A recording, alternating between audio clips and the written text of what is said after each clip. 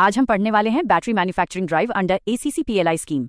ये topic science, take, economy और energy transition तीनों से जुड़ा है। सबसे पहले वाई इन न्यूज।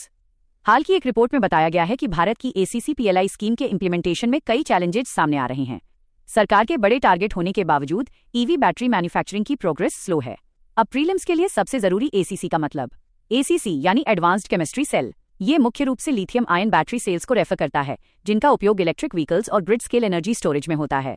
अब एसीसी पीएलआई स्कीम की बेसिक जानकारी याद रखिए। ये स्कीम अक्टूबर 2021 में लॉन्च हुई थी और इसे मिनिस्ट्री ऑफ हेवी इंडस्ट्रीज द्वारा इंप्लीमेंट किया जा रहा है। इसका मुख्य उद्देश्य है भारत में डोमेस्टिक एसीसी बैटरी मैन्युफैक्चरिंग को प्रमोट करना। सरकार इस स्कीम को इतना ज्यादा पुश क्यों कर रही है? क्योंकि बैटरी सेक्टर में इंडिया की इंपोर्ट डिपेंडेंस बहुत ज्यादा है, खासकर चीन पर। ये स्कीम इंडिया में एक कंप्लीट बैटरी सप्लाई चेन बनाने, इन्वेस्टमेंट लाने, ग्लोबल टेक्नोलॉजी पार्टनरशिप बढ़ाने, बैटरी कॉस्ट कम करने और ईवी अडॉप्शन को बूस्ट करने के लिए लाई गई है। इसके साथ साथ ये रिन्यूएबल एनर्जी के लिए स्टोरेज सपोर्ट भी देती है। अब इसके टारगेट्स और फाइनेंशियल आउटले समझिए।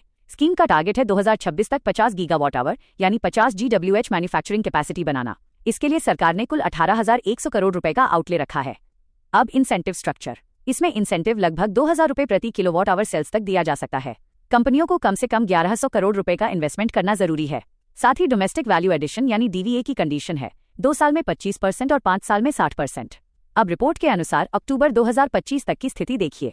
कुल 50 GWH में से केवल 30 GWH कैपेसिटी अलॉट हुई है, लेकिन जो कैपेसिटी असल में कमीशन हुई है वो सिर्फ 1.4 GWH है। लगभग 8.6 GWH कैपेसिटी अंडर डेवलपमेंट है, लेकिन डिले हो रही है।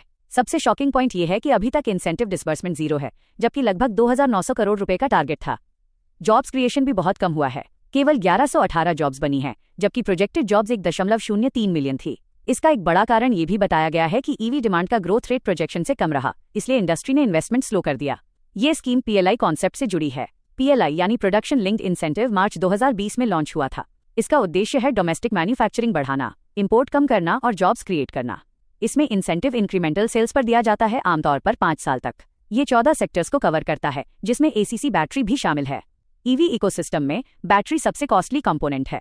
अगर इंडिया में बैटरी मैन्युफैक्चरिंग बढ़ेगी तो ईवी सस्ते होंगे और सेल्फ रिलायंस बढ़ेगा।